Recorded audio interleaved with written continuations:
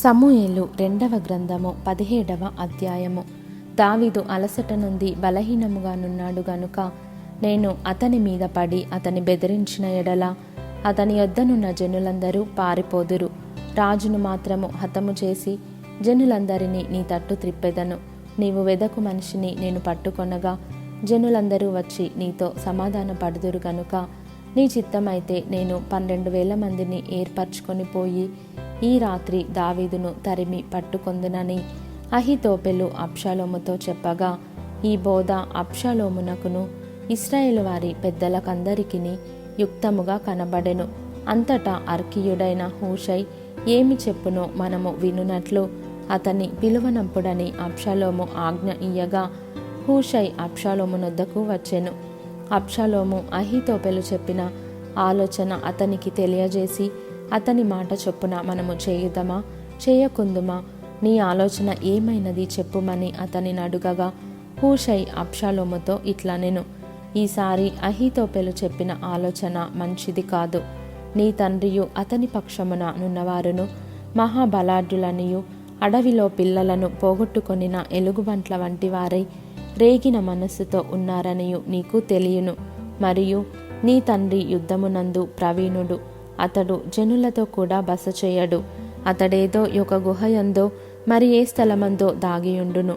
కాబట్టి నీ వారిలో కొందరు యుద్ధారంభమందు కూలగా చూచి జనులు వెంటనే ఆ సంగతిని బట్టి అబ్షాలోము పక్షముననున్నవారు ఓడిపోయిరని చెప్పుకొందురు. నీ తండ్రి మహాబలాఢ్యుడనియు అతని పక్షపు వారు ధైర్యవంతులనియు ఇశ్రాయేలీయులందరూ ఎరుగుదురు గనుక సింహపు గుండె వంటి గుండె గలవారు సైతము దిగులొందుదురు. కాబట్టి నా ఆలోచన ఏమనగా, దాను నుండి బెయేర్షెబా వరకు లెక్కకు సముద్రపు ఇసుక రేణువులంతా విస్తారముగా ఇశ్రాయేలీయులనందరినీ నలుదిశల నుండి నీ యొద్దకు సమకూర్చి నీవు స్వయముగా యుద్ధమునకు పోవలెను. అప్పుడు మనము అతడు కనబడిన స్థలములలో ఏదో ఒక దానియందు అతని మీద పడుదుము. నేల మీద మంచు పడు రీతిగా మనము అతని మీదికి వచ్చిన ఎడల అతని పక్షపు వారిలో ఒకడును తప్పించుకొనజాలడు. అతడు ఒక పట్టణములో చొచ్చిన ఎడల ఇశ్రాయేలీయులందరూ ఆ పట్టణమునకు త్రాళ్ళు తీసుకొని వచ్చి ఒక చిన్న రాయి అచ్చట కనబడకుండా దానిని నదిలోనికి లాగుదురు. అబ్షాలోమును ఇశ్రాయేలు వారందరూ ఈ మాట విని అర్కీయుడగు హూషై చెప్పిన ఆలోచన అహీతోపెలు చెప్పిన దానికంటే యుక్తమని ఒప్పుకొనిరి. ఏలయనగా యెహోవా అబ్షాలోము మీదికి ఉపద్రవమును రప్పింపగలందులకై అహీతోపెలు చెప్పిన యుక్తిగల ఆలోచనను వ్యర్థము చేయ నిశ్చయించి ఉండెను. కాబట్టి హూషై అబ్షాలోమునకును ఇశ్రాయేలు వారి పెద్దలకందరికిని అహీతోపెలు చెప్పిన ఆలోచనను తాను చెప్పిన ఆలోచనను యాజకులకు సాదోకుతోనూ అబ్యాతారుతోనూ తెలియచెప్పి, మీరు త్వరపడి ఈ రాత్రి అరణ్యమందు ఏరుదాటు స్థలములలో ఉండవద్దనియు రాజును అతని సమక్షమందున్న జనులందరూ నశింపకుండునట్లు శీఘ్రముగా వెళ్ళిపోవుడనియు దావీదునకు వర్తమానము పంపుడని చెప్పెను. తాము పట్టణము తట్టు వచ్చిన సంగతి తెలియబడకయుండునట్లు యోనాతానును అహిమయస్సును ఏన్ రోగేలు దగ్గర నిలిచియుండగా పనికత్త యొకతే వచ్చి హూషై చెప్పిన సంగతిని వారికి తెలియజేయగా వారు వచ్చి రాజైన దావీదుతో దాన్ని తెలియజెప్పిరి. తాను వారిని కనుగొనిన సంగతి పనివాడు ఒకడు అబ్షాలోమునకు తెలిపెను గాని వారిద్దరూ వేగిరముగా పోయి బహూరీములో ఒకని ఇల్లు చేరి అతని ఇంటి ముంగిట ఒక బావి ఉండగా దానిలో దిగి దాగియుండిరి. ఆ ఇంటి ఇల్లాలు ముతక గుడ్డ ఒకటి తీసుకొని వచ్చి బావి మీద పరచి దానిపైన గోధుమ పిండి ఆరబోసెను గనుక వారు దాగిన సంగతి ఎవరికిని తెలియకపోయెను.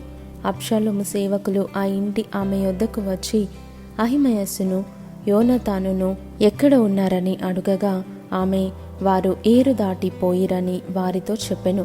గనుక వారు పోయి వెదకి వారిని కానక యెరూషలేమునకు తిరిగి వచ్చిరి.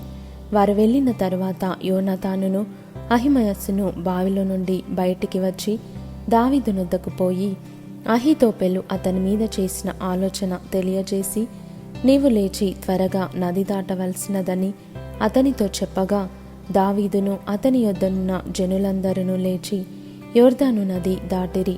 తెల్లవారునప్పటికీ నది దాటకయుండినవాడు ఒకడును లేకపోయెను. అహీతోపెలు తాను చెప్పిన ఆలోచన జరగకపోవుట చూచి గాడిదకు గంత కట్టి ఎక్కి తన ఊరనున్న తన ఇంటికి పోయి తన ఇల్లు చక్కబెట్టుకొని ఉరిపోసుకొని చనిపోయెను. జనులు అతని తండ్రి సమాధి అందు అతనిని పాతిపెట్టిరి. దావీదు మహనయీమునకు రాగా అబ్షాలోమును ఇశ్రాయేలీయులందరూ యోర్దాను నది దాటి వచ్చిరి. అబ్షాలోము యోవాబునకు మారుగా అమాషాను సైన్యాధిపతిగా నియమించెను. ఈ అమాషా ఇత్రా అను ఇశ్రాయేలీయుడు. యోవాబు తల్లి అయిన సెరూయా సహోదరియగు నాహాషు కుమార్తె అయిన అబీగయీలు నొద్దకు పోయినందున పుట్టినవాడు అబ్షాలోమును ఇశ్రాయేలీయులను గిలాదు దేశములో దిగియుండిరి. దావీదు మహనయీమునకు వచ్చినప్పుడు అమ్మోనీయుల రబ్బా పట్టణపు వాడైన నాహాషు కుమారుడగు షోబియును లోదెబారు ఊరివాడగు అమ్మీయేలు కుమారుడైన మాకీరును రోగెలీము ఊరివాడును గిలాదీయుడునైన బర్జిల్లయీయు అరణ్యమందు జనులు అలసిన వారై ఆకలిగొని దప్పిగొనియుందురని తలంచి పరుపులు, పాత్రలు, కుండలు, గోధుమలు, యవలు, పిండి వేచిన గోధుమలు, కాయధాన్యములు, చిక్కుడు కాయలు, పేలాలు, తేనె, వెన్న, గొర్రెలు, జున్ను ముద్దలు దావీదును అతని యొద్దనున్న జనులను భోజనము చేయుటకై తీసుకొని వచ్చిరి.